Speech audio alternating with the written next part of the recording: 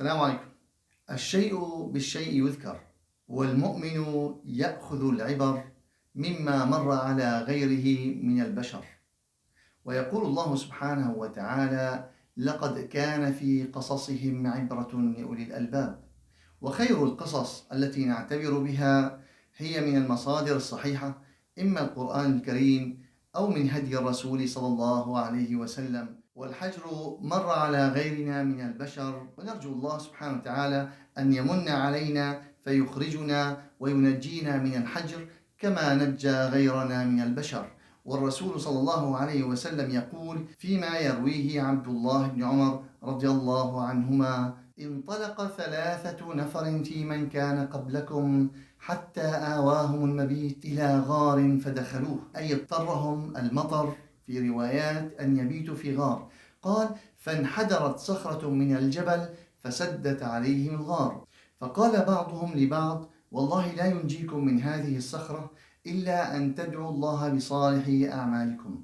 فقال رجل منهم: إنه كان لي أبوان شيخان كبيران، وكنت لا أغبق أحدا قبلهما، لا أهلي ولا مالي، رضا لله سبحانه وتعالى، أي لا يسقي أهله ليلا من الحليب الذي يحلبه.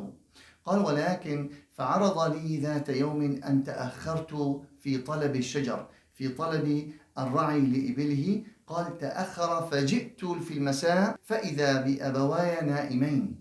قال: فحلبت الناقة وأتيت الحليب إليهما، وكرهت أن يشرب قبلهما من أهلي أو مالي غيرهما. يقول هذا الرجل: أمسكت بالقدح ووقفت عليهما وانتظرت إلى أن برق الفجر فاستيقظا فشربا الحليب. لا إله إلا الله. إخوتي، كم هذا الرجل بار بوالديه، ينتظر من أول الليل إلى آخره، إلى بزوغ الفجر، ويكره أن أحد من عياله يشرب قبل والديه.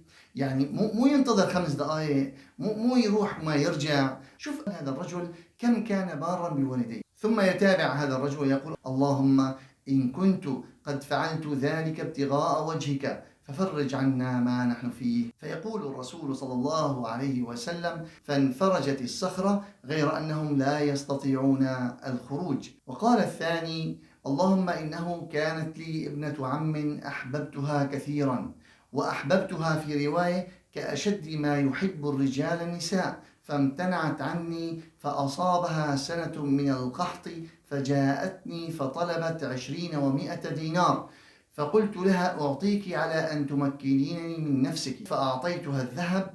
وعندما أتيت وتمكنت منها قالت: اتق الله يا عبد الله ولا تفض الخاتم إلا بحقه.